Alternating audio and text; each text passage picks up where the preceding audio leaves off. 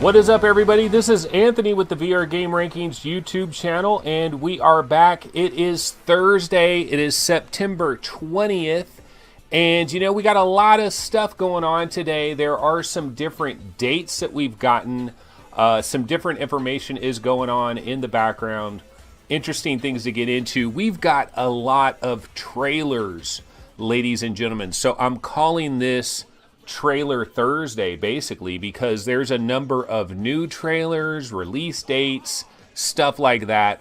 So we're definitely going to get into that a little bit today. But yeah, this was the Polish Paul video that we talked about yesterday. So, or a couple of days ago, we were talking about this Polish Paul. And so I tried this yesterday. This is the one VR game I did play. And the first day that I had played this, I used 2 Move controllers. And that was the wrong decision because I found the control to be awful, absolutely awful with 2 Move controllers. Now I figured out, okay, it's all about the aim. And then so I used the aim and I went into the actual multiplayer mode. And I was able to get into the multiplayer mode, even though I don't have PlayStation Network, you know, PlayStation Plus. I don't have PlayStation Plus, but somehow it let me in. It offered me like a 2-day free trial, which I think I already used that 2-day free trial a long time ago. Or maybe I didn't. I don't know. Maybe I didn't, and that's why I got in. But anyway, I got into multiplayer, and I was playing this game, and I was using my aim controller, and I was talking to the other people that were playing. There was probably like 4 or 5 people that were all playing this game, and looks very much like this. And this is what we were doing. We were running around trying to shoot other people, trying to hide and do all those kinds of things. And I was talking about it, and I was saying, you know what? I feel like I'm moving in molasses. Like, this is so slow. It is painfully slow, the movement. And the guy was like, dude, you got to go into the options, turn your movement speed all the way to maximum. So I got into the options, turn the movement speed to maximum, and it's like a completely different day. It is like a night and day difference when you have maximum speed. Because if you just get into this honor and duty game and you don't know anything about it, when it first puts you in the game, it actually gives you these blinders where you're looking through a tiny hole. Like, the whole entire screen is black. It's got a little circle where it's showing you the game. It is the most aggressive blinders I've ever seen. And then it says that if you turn off these blinders, you might have motion sickness. And if you increase the speed, you might have motion sickness. Well, I turned off the blinders. I put the speed on max, and everything worked out well. And I was able to play the game fine. I was playing with my Move controller. My aim controller. I was playing, you know, with the aim gun, controlling my guy, playing multiplayer, dying, living. The one thing that I did notice about this game, you have very, very limited ammo. There is hardly any ammo. And so you don't want to get into this game and just start shooting everywhere, because your ammo will be gone and you will be absolutely screwed and you'll run out of ammo real quick. I was dying all the time. I'm not very good at these multiplayer games, but graphically, it reminds me of Minecraft. It reminds me of Just in Time Incorporated, which is already kind of cribbing off of Minecraft, right? And it kind of has this very simplistic graphical style, but it's very onward, you know, it's like a little Call of Duty kind of game, and there's a lot of people playing, and it's completely free right now. I don't know when we're going to have to pay money for this, but basically what I'm saying, bottom line, if you have a PlayStation VR, you should probably try this out. Try this out for a little while. But guess what, folks? Accounting is coming to all the platforms. Hurry. It's coming out soon to HTC Vive, Oculus Rift, and PSVR. Knock, knock. Who's there? More levels on all the systems. Also, Switch version. Come on, Reggie. Yeah, give us the money. I'm Money Guy.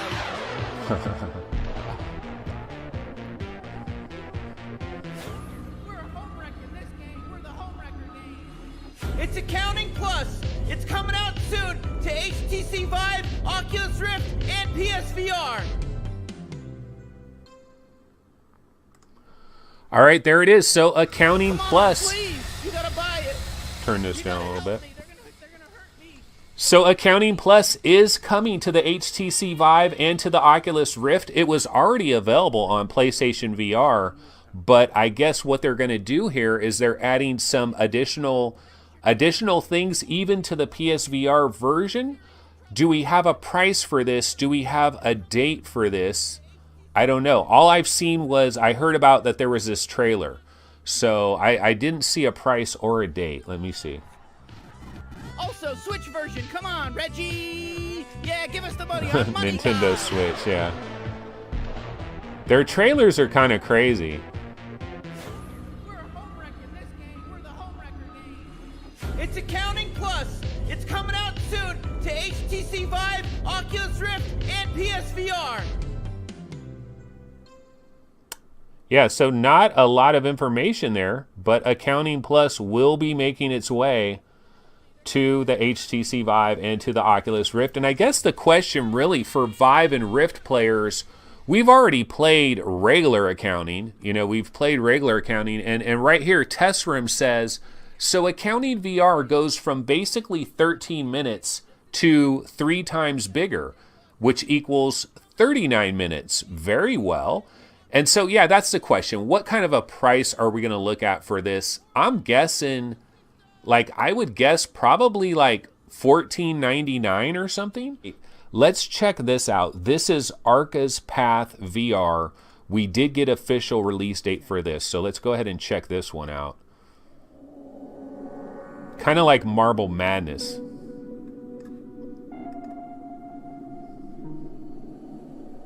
Arca's Path is a ball rolling game in VR in which you navigate levels and a lot of different challenges using your gaze to direct the ball around the environment.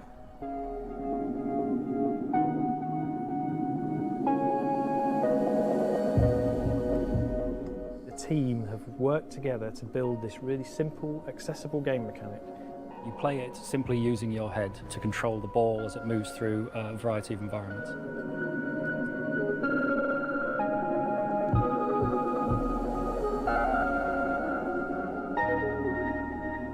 What's really unique about Arca's Path is that we've taken what would typically be quite an abstract game, but we've really tried to give it a lot of life and a lot of character.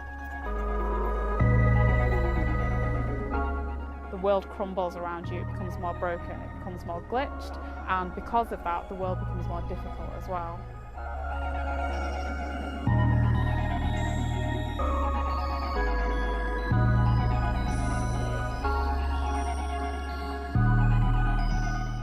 We wanted to make something that was just really engaging, but that everybody could play.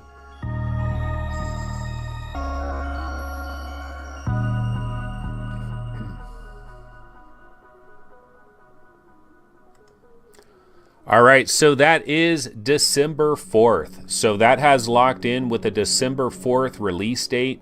This is Arca's Path. I believe Rebellion is publishing the game. Rebellion, but they're not actually the developer of the game. This is Arca's Path coming on December 4th. Now, the question we get to this, though, is do you guys like games that are locked to your head? Because I usually don't. Like, I usually don't like a game that is, like, I don't like head look games. And I know that it kind of makes sense with this game because you're controlling this ball, and so you're going to look wherever the ball goes, and so head look kind of makes sense for this, but I still don't like head look. Simon Jones says, looks more suited to a mobile VR game. Yeah, I mean, this looks like an Oculus Go game. Like, this looks like this would be really... Dream Reality Interactive, by the way, is the developer. Dream Reality Interactive is the developer. But this looks more suited to an Oculus Go with the headlock type of deal. I don't know if the ball, like, can you hit a button? Does the ball jump up? Do you have a little bit of jump, or is it all physics based? The one thing I will say, though, is we're looking at these visuals here, right? And the visuals don't look that impressive, but I have a feeling that when you're in VR, I think these visuals are going to look good. And you can see what they're saying about this game. they're basically saying this is the chill game. If you want to relax, if you want to chill, you know, if you just want to take 20 minutes out and just kind of relax and roll this ball around these incredibly colorful, surreal worlds, probably some really cool background music is going on. Arca's Path VR coming on the 4th of December. This is a game, I've been following this game for a long time, and I'm looking at the Steam page over here, and the developer is Digital Load.